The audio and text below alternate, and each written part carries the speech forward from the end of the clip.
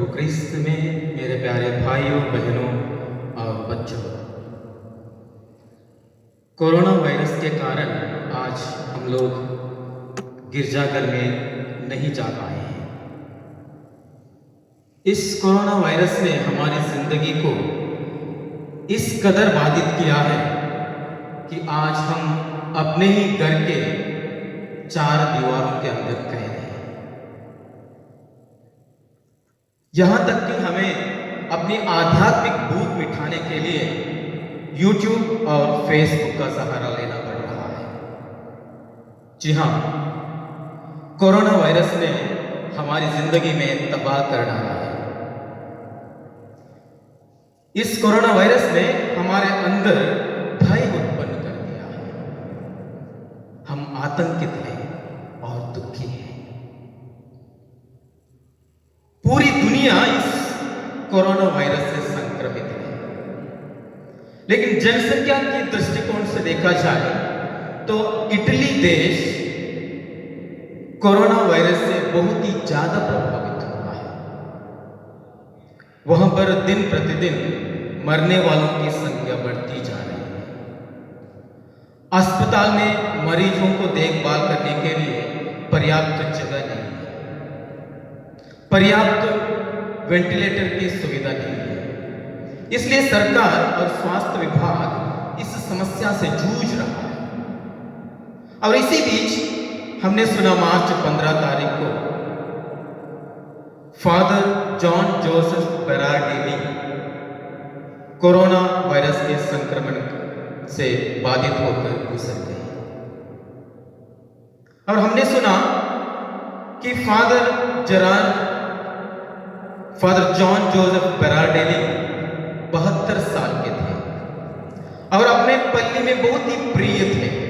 पल्लीवासी उनसे बेहद प्यार करते थे और इसीलिए जब उनके लिए वेंटिलेटर की सुविधा नहीं हो पाई तो उन्होंने स्वयं फादर बेरार्डिनी के लिए एक वेंटिलेटर का इंतजाम उन्होंने किया। लेकिन फादर जॉन जोसेफ बेरार्डिनी ने उस वेंटिलेटर को प्रयोग करने से सख्त मना कर दिया, क्योंकि उनके पलंग के बगल में और एक पलंग में एक युवा व्यक्ति था।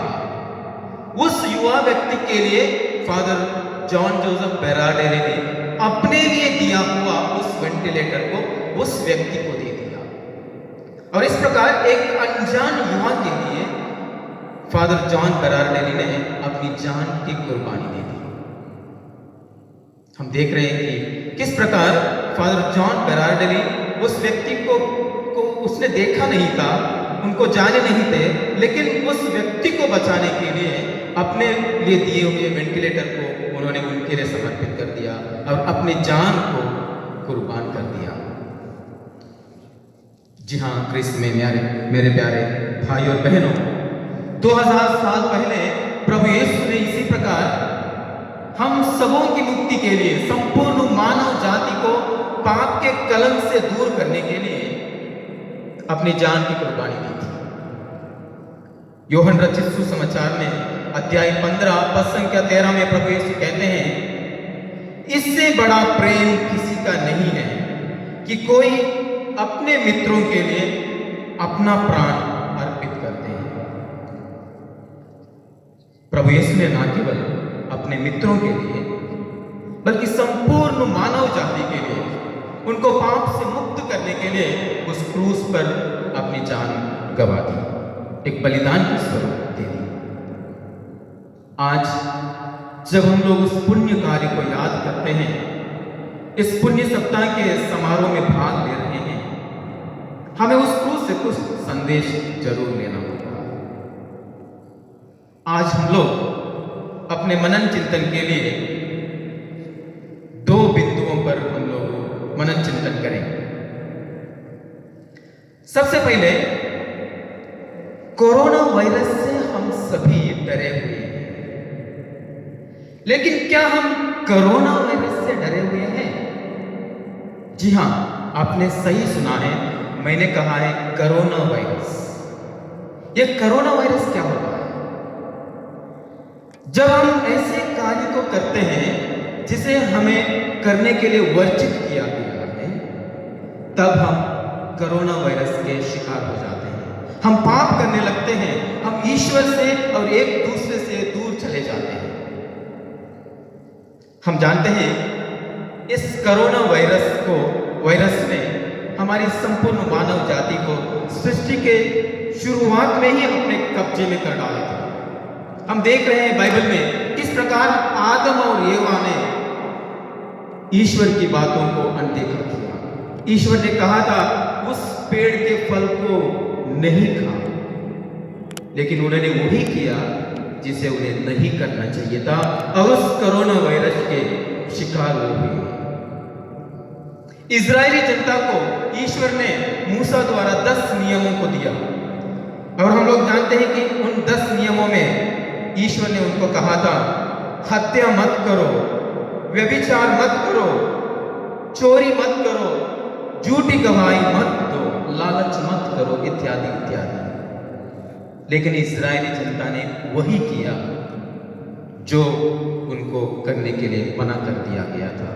वे फिर से उस कोरोना वायरस के शिकार हुए।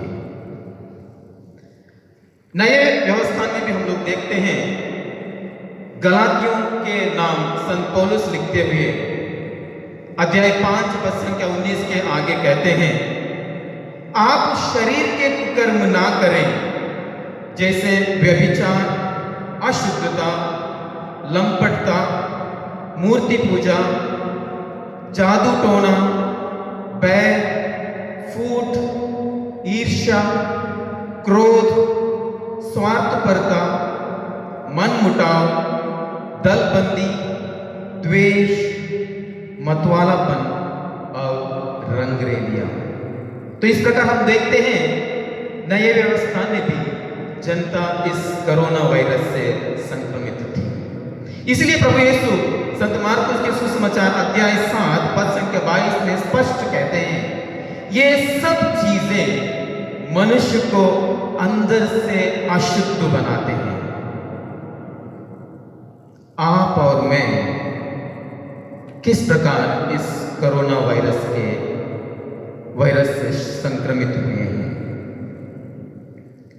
क्या आप जानते हैं कि यह वायरस ऐसी विषैली चीज है जो हमें अंदर से खोखला बनाती है, वो हमारे आत्मा को नष्ट कर देती है। इसलिए प्रभु यीशु हमसे पूछते हैं, मनुष्य को इससे क्या लाभ यदि वो सारा संसार जीत ले और वो अपनी ही आत्मा को खो दे। जी हां, हमें ना केवल अपने शरीर की सुरक्षा करनी है, बल्कि अपनी आत्मा की हिफाजत करने की जरूरत है।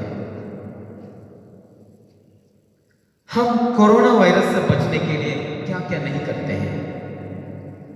हम सामाजिक दूरियां बनाते हैं, हम एक दूसरे को स्पष्ट नहीं करते हैं, अभिवादन नमस्ते के द्वारा करते हैं, मास्क पहनते हैं, सैनिटाइजर का प्रयोग करते हैं और पौष्टिक आहार का सेवन करते हैं। कोरोना वायरस से बचने के लिए हम लोग क्या करते हैं? कोरोना वायरस से बचने के लिए हमें भी इसी प्रकार की एहतियात बरतने की जरूरत है। हमें प्रभु के रक्त रूपी सैनिटाइजर से अपने पापों को धोना। क्या हम अपने पाप के लिए, उस पाप को मिटाने के लिए पाप स्वीकार संस्कार को ग्रहण करते हैं? क्या हम प्रभु के वचन रूपी मास्क को पहनते हैं? क्या हम लोग हमारा जीवन प्रभु के वचनों से प्रेरित है? हम अपने जीवन को, अपने शरीर को रोग निरोधक शक्तियों को बढ़ाने के लिए पौष्टिक आहार का सेवन करते हैं? अपने आत्मा की हिफाजत के लिए क्या करते हैं? क्या हम लोग विश्व बलिदान में भाग लेकर प्रभु के शरीर और लहू को ग्रहण करने के लिए इच्छा प्रकट करते हैं और अवसर मिलने पर इस संस्कार को ग्रहण करते हैं? क्या हम लोग पाप से दूरियां बना रखते हैं? क्या हम लोग बुरे व्यक्तियों से या बुरे स्वभाव के लोगों से हम लोग अपना उनका साथ त्यागने के लिए तैयार रहते हैं। कोरोना वायरस से बचने के लिए हमें प्रभु के सानिध्य में हमेशा रहना जरूरी है। प्रभु यीशु ने कहा है, मैं सब संसार के अंत तक तुम्हारे साथ हूं। लेकिन क्या हम लोग प्रभु के साथ हैं? अगर हम लोग प्रभु के साथ हैं, जो प्रभु हमारे साथ है, वो हमें इस कोरोना वायरस से बचाएंगे। और हम जानते हैं कि प्रभु ईश्वर ने स्वयं अपने पुत्र यीशु को इस संसार में भेज दिया, जिससे कि हम सभी लोगों को इस कोरोना वायरस से बचाकर मुक्ति धाम में हमें प्रवेश दिला सके। क्या हम लोग अपने परिवार में एक साथ मिलकर पारिवारिक प्रार्थना में भाग लेते हैं? क्या हम लोगों ने हमारे परिवार में प्रभु को निवास करने के लिए एक ऑल्टर, एक वेदी की तैयारी की है? क्या हम उस ऑल्टर के सामने एकत्र होकर रोज अपने आप को प्रभु को चढ़ाते हैं, प्रभु के साथ वार्तालाप करते हैं, प्रभु के साथ हम लोग जीवन बिताने के लिए एक कटिबद्ध निर्णय लेते हैं? प्रभु आज हम सबों को बुला रहे हैं। मुझे याद है, सेमिनरी ज्वाइन होने के पहले मैं अपने पल्ली पुरोहित के साथ हाउस ब्लेसिंग के लिए जाया करता था, और हमारे परिवारों में मैंने देखा कि अलग अलग प्रकार की वेदियां वहां पर मुझको देखने को मिली, और जब मैं उनको देखता था मैं आश्चर्यचकित हो जाता था। उस समय टीवी का प्रचलन उतना नहीं था, छोटी छोटी टीवियां कुछ ही घरों में हमको देखने को मिली थी। लेकिन आज परिस्थिति बदल गई है। आज बड़ी बड़ी टीवियां हमारे घर में प्रवेश कर चुकी हैं, और उसके कारण हमारे घर की वेदियों की साइज छोटी हुई है। क्या यह ईश्वर से हमारी दूरियों का प्रतीक है? हमें कोरोना वायरस से बच के रहना है। आज के दिन हमारे मनन चिंतन के लिए दूसरा बिंदु है, क्या मैं प्रभु के मुक्तिदायी कार्य में सहभागी होने के लिए तैयार हूं? ईश्वर ने अपने एकलौते पुत्र को इस संसार में भेज दिया, और प्रभु यीशु इस धरा पर आए, और उन्होंने हम सबों के लिए मुक्ति का मार्ग प्रशस्त कर दिया। और ईश्वर चाहते हैं कि हमें से प्रत्येक व्यक्ति ईश्वर के उस मुक्तिदायी कार्य में हम लोग अपना हाथ बटाएं, हम लोग सहभागी प्रकट करें। आज हम लोग प्रभु के उस कलवारी यात्रा पर हम लोग मनन चिंतन कर रहे हैं। हम देखते हैं कि उस कलवारी यात्रा के समय दो लोग प्रभु की सहायता करते हैं, एक वेरोनिका और दूसरा व्यक्ति सिरिनी सिमोन। वेरोनिका ने देखा कि प्रभु के शरीर लहूलुहान हो रहे थे, इसलिए एक वस्त्र लेकर प्रभु के पास जाती है। उनका दिल संवेदना से उमड़ आता है, वो उस कपड़े से उनके चेहरे को पोंछ देती है। और दूसरी ओर हम लोग देखते हैं कि किस प्रकार सिरिनी सिमोन प्रभु यीशु को क्रूस ढोने में मदद करते हैं। इन दोनों घटनाओं में एक चीज गौर करने लायक है, वेरोनिका स्वयं प्रेरणा से प्रभु की मदद करने के लिए आगे बढ़ गई थी, और सिरिनी सिमोन को क्रूस ढोने के लिए बाध्य किया गया था। परिणाम क्या था? हम जानते हैं कि वेरोनिका ने जैसे ही उस कपड़े से प्रभु के चेहरे को पोंछ दिया, प्रभु ने अपना चेहरा उस कपड़े पर अंकित कर दिया। ख्रीस्त में मेरे प्यारे भाइयों और बहनों, जब हम लोग स्वयं प्रेरित होकर कोई भी कार्य करने लगते हैं, दूसरों की सहायता करने के लिए आगे बढ़ते हैं, प्रभु के उस मुक्ति कार्य में सहभागी होने के लिए आगे निकल आते हैं, प्रभु अपनी परछाई हम पर जोड़ जाते हैं और हम लोग प्रभुमय हो जाते हैं, क्योंकि प्रभु अपना चेहरा हमारे शरीर में, हमारे जीवन में अंकित कर देते हैं।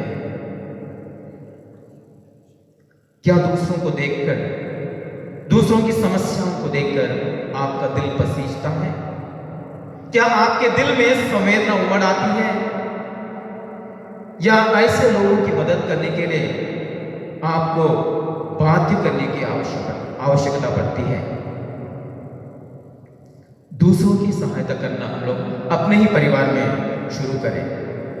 क्या आपके घर में खाना बनाने के से लेकर कपड़े धोने तक घर के सारे कार्य मां ही करती है? उस कार्य में आपका योगदान क्या है?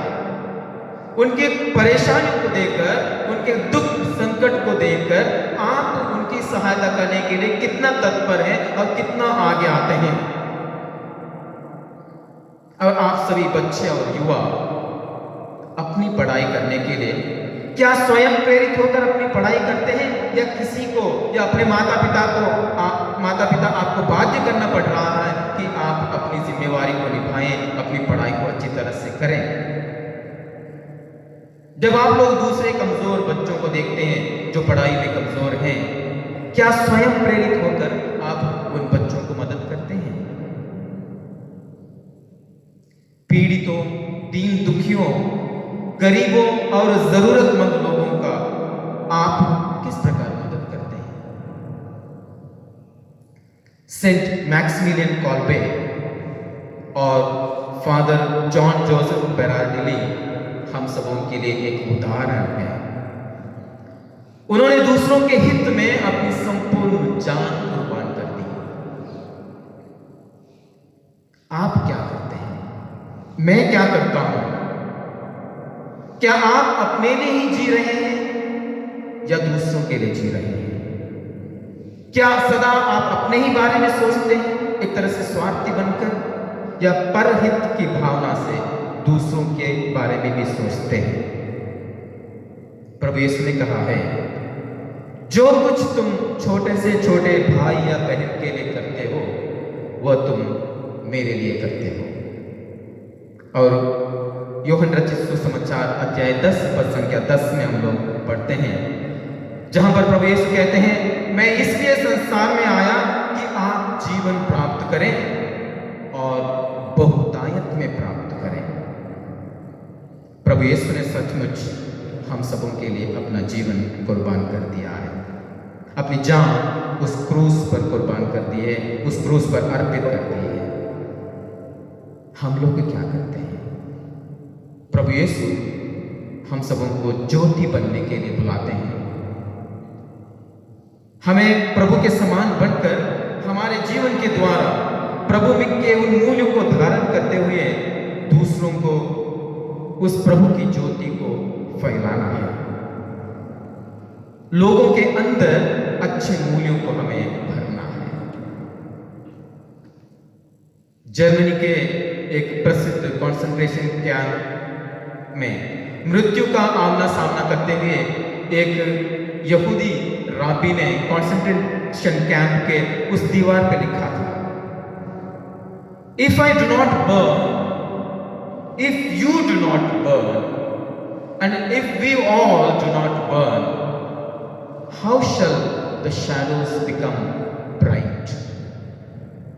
यदि मैं नहीं जल जाऊं, यदि तुम जल नहीं जाते, यदि हम जल नहीं जाते, तो परछाइयां प्रकाशमान कैसे होंगी? क्या मैं और आप सचमुच प्रभु की ज्योति बनकर जीवन व्यतीत करते हैं? क्या मुक्तिदाता प्रभु यीशु ने, उस प्रभु यीशु में हम लोग अपना संपूर्ण विश्वास प्रकट करते हैं? क्या मैं दूसरों के लिए एक मुक्ति का साधन बन जाता हूं? आइए क्रूस पर टंगे उस प्रभु को हम लोग निहारें। वही हमारी मुक्ति है, वही हमारी शक्ति है, वही हमारी आशा है, वही हमारा आनंद है। वही प्रभु हमें अपने सारे कष्ट परेशानियों से दूर कर दे। वही प्रभु यीशु कोरोना वायरस से और कोरोना वायरस से हमें छुटकारा प्रदान करें और हमें आनंद से भर दे।